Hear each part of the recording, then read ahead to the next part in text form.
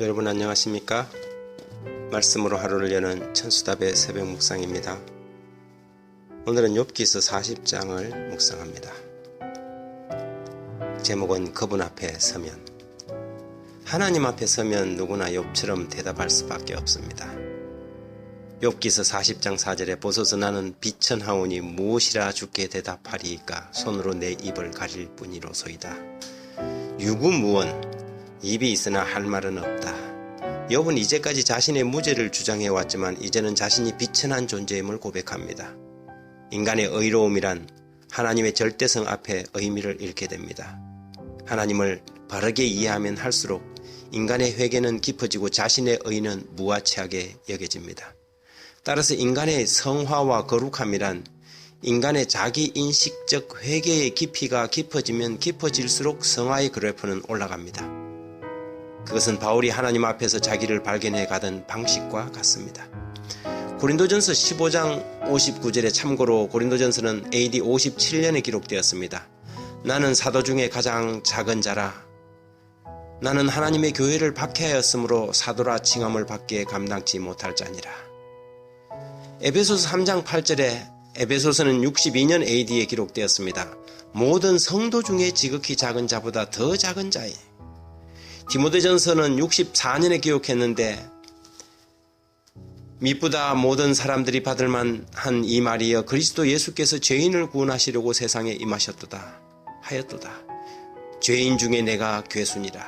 그는 처음에는 사도 중에 가장 작은 자라고 했고 그 다음에는 성도 중에 지극히 작은 자보다 더 작은 자신을 말했고 그 다음에 그가 마지막으로 쓴 이 디모데전서에는 죄인 중에 자기 자신이 괴수라고 자기를 인식했습니다.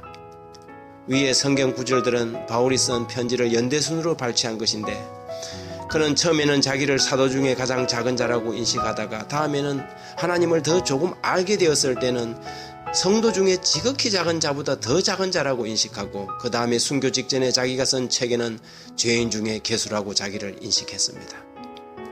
이것이 하나님 앞에서 발견해가는 참된 인간의 자기인식의 방향인 것입니다.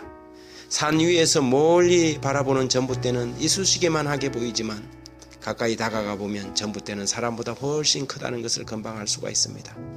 하나님은 멀리서 볼 때 그분을 잘 알 수 없지만 그분 가까이 대면하게 되면 인간은 한없이 작아지고 그분 앞에서 어떤 소리도 할 수 없다는 것을 발견하게 됩니다. 그분의 위대함과 그 사랑의 엄청난 위력 앞에서 그저 유구무원이 딱 맞는 말입니다.